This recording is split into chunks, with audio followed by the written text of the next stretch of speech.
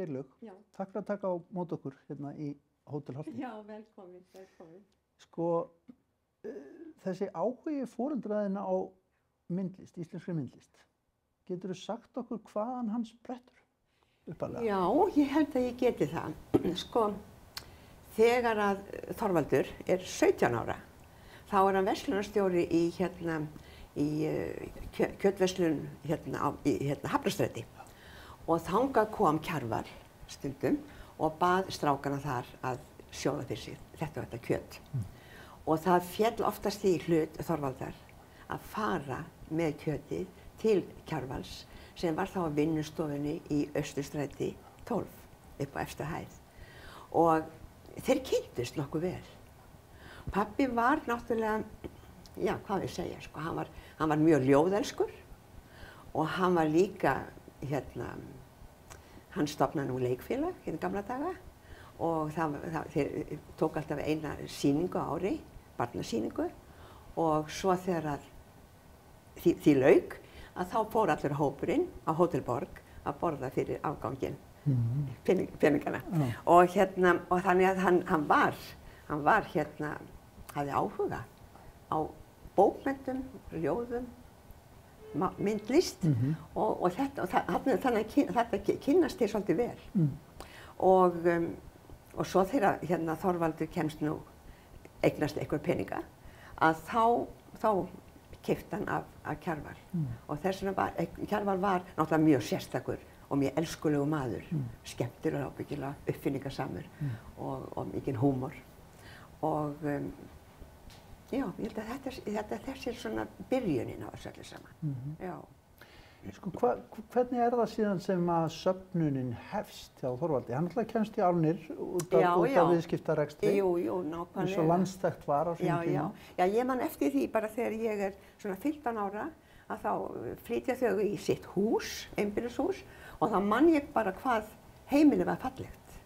Mjög smekklegt og mikið af myndum á öllum veggjum. Og ég man eins og þá fór ég upp á lofti, eitt herbyggi uppi og þá sé ég mynd sem hékk alltaf í borðstofunni heima. Það var svolítið smá skrítið. Já. En hvað með móður þína? Nú auðvitað hann kannski þekktur viðskiptamaður og maður þarf að halda stundum aðeins í peningana sína. Svo sannarlega. En þegar að koma myndlist var hann þá alveg til í að... Já, ég held það. Láta eftir og borga upp hann náttúrulega var mjög séður í peningamálum og það var ekkert bröðul, alls ekki. En þegar hann, það skiptir engum, það er svo merkilegt að ef hann sá mynd sem hann vildi eignast, þá vildi hann fá hana, hvað sem það kostaði. Og ekki bara í peningum, þetta er bara hann skildi fá þessa mynd. Og það er til mér sem mynd eftir henni Eirík Smith, sem ég get sagt ykkur frá eftir, ég get skoða hana eftir, að hún var mjög skemmtileg saga kringum hana. En mamma, studdi hún þessa iðju? Já, veistu, þau voru mjög samhent, þau voru alveg dásamlegir foreldrar og skemmtileg hjón, velgefin og skemmtileg, dugleg, og hún gerði það, já. Ég man til dæmis eftir því að þegar að Þorvaldur rak Þjóðleikhúskjallarann. Hann rak hann í 25 ár. Það var það svo lengi? Já, og þetta var alveg svakalega flottur staður. Og fólk kom í mat fyrir sýningar, aðalega frumsýningar, og var fram eftir kvöldi. Og hann hafði strax áhuga að hafa myndlist þar, já, og valdi nokkra myndlistamenn. Og það var nú heldur betur staður þar sem að listamenn komum mikið saman. Nákvæmlega. Sínum tíma, bæði leiklista og leiklistinni og myndlistinni. Þannig að hann hafði mjög mikið lista áhuga yfir höfuð. Já.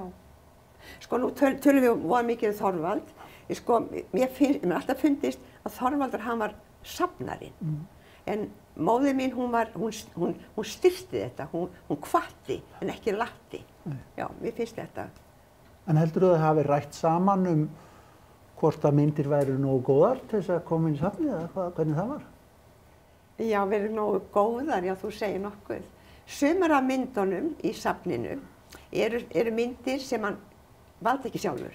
Heldur hann styrkti myndlistamenn og þeir gáfu honum í staðinn afrakstur vinnu sínar. Eins og algengt var á þessum árum. Já, eins og algengt var, já. þegar þið systkinin eru að alast upp á þessu menningarheimili, hugsaðu mikið út í myndlistina? Örugglega ekki nógu mikið, örugglega ekki. En þetta, hún var allt umlíkjandi. Já, hún var það. Var eitthvað gert svona, var hún rædd við ykkur þegar nýtt verk kom inn? Já, við vorum látið svolítið afskiptalaus rauninni. Við höfðum bara okkar frelsi til þess að þroskast og hérna þróa með okkar áhugamál. En þetta náttúrulega hefur áhrif á alla sem eru innan fallega list. Það er þannig, já.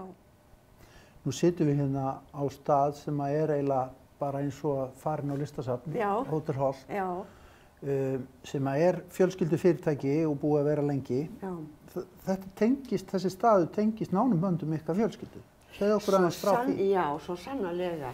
Sko, það er gaman að segja frá því að þegar að þau fara að byggja þetta hótel, og sem opnað 1965, reynda bara 1/3 af hótelinu, þá var þetta ekki verið að byggja bara hótel, heldur líka listasafn.